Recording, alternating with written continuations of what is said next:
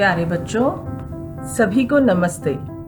आज हम आपके लिए लाए हैं कक्षा 3 की सामाजिक ज्ञान की पाठ्य पुस्तक मेरी दिल्ली से पाठ 10 कजरी का मोहल्ला, दिल्ली का सामाजिक जीवन। बच्चों, कजरी भी आपकी तरह दिल्ली नगर निगम द्वारा संचालित सरकारी विद्यालय की तीसरी कक्षा की छात्रा है। उसका घर विद्यालय के बहुत ही पास है, इसलिए कजरी पैदल ही स्कूल जाती है। कजरी के बहुत से मित्र भी उसके घर के आसपास ही रहते हैं। वे सभी एक साथ पढ़ते हैं और एक साथ खेलते हैं। स्कूल में भी वो मिलकर खेलते हैं और घर पर भी वो सभी मिलकर खेलते हैं। तो बच्चों, आओ अब बात करते हैं कजरी के अनोखे मोहल्ले की। मोहल्ले का अर्थ होता है पास पड़ोस। हमारे आसपास रहने वाले परिवारों और उनमें रहने वाले लोगों से मिलकर बनता है हमारा मोहल्ला। कजरी का मोहल्ला बहुत ही अनोखा है। जानते हो क्यों? क्योंकि कजरी के मोहल्ले में रहने वाले सभी लोग भारत देश के अलग अलग राज्यों से आए हैं। कोई बिहार से है, कोई हरियाणा से, तो कोई केरल से। सभी लोग अपने अपने घर में अलग अलग भाषाएं बोलते हैं। कोई पंजाबी, कोई बांग्ला, कोई तमिल, तो कोई गुजराती बोलता है, पर ज्यादातर लोग हिंदी में ही बातचीत करते हैं।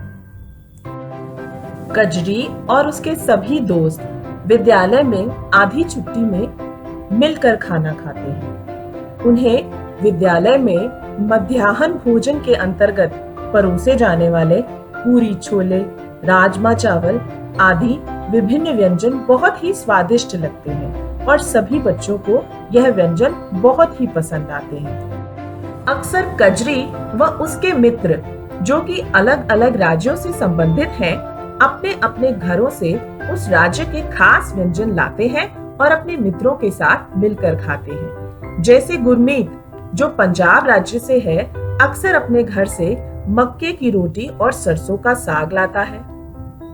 आशा रसगुल्ले व संदेश लाती है, जो पश्चिम बंगाल का पारंपरिक व्यंजन है।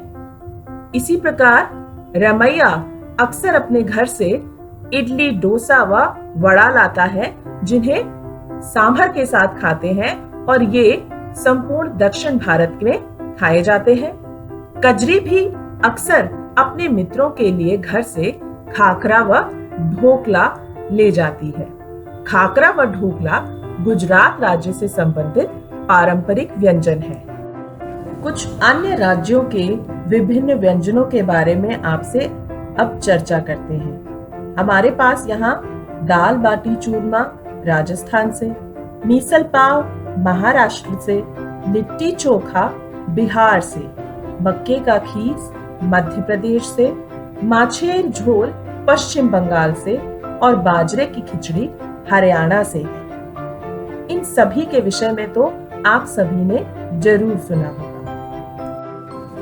दिल्ली में रहने वाले विभिन्न राज्यों के विभिन्न धर्मों के लोग सभी त्योहारों व उत्सवों को बहुत उमंग और जोश के साथ एक साथ मिलकर मनाते हैं। ऐसे त्योहारों और उत्सवों के समय तो ऐसा लगता है जैसे कजरी के मोहल्ले में पूरा भारत समा गया हो। इसी कारण से दिल्ली को अक्सर छोटा भारत भी कहा जाता है। दिल्ली में विभिन्न राज्यों से रहने आए हुए लोग त्योहारों और उत्सवों पर अपने अपने राज्य के पारंपरिक परिधान पहनते हैं। आम दिनों में तो सभी लोग साधारण परिधान ही पहनते हैं, लेकिन उत्सव वाले दिन सभी लोग पारंपरिक परिधान पहनते हैं, खास कपड़े पहनते हैं। सब लोग कुर्ता, पायजामा, शेरवानी, लहंगा या घाघरा पहने हुए दिखाई देते हैं। पुरुष सिर पर शानदार पगड़ी या टोपियां पहनते हैं। महिलाएं साड़ियां भी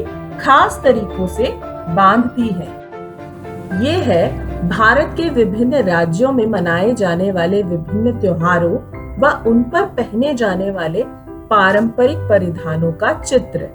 तो आप इनमें से कितने राज्यों और कितने परिधानों को पर्वों से जोड़ सकते हैं? बूझो तो जाने। तो बच्चों, दिल्ली के सामाजिक जीवन में आपको भारत की विविधता की एक झलक मिली और यह विविधता ही हमारी एकता की परिचायक है। भारत में रहने वाले विभिन्न धर्मों को मानने वाले, विभिन्न राज्यों में रहने वाले, अलग अलग भाषाएं बोलने वाले, इतनी विविधता वाले जीवन के होते हुए भी यहाँ पर सभी लोग एक दूसरे के साथ मिलजुल कर रहते हैं। और बच्चों, यह विविधता में एकता ही हमारी भारतीय लोकतंत्र की अभिन्न पहचान है।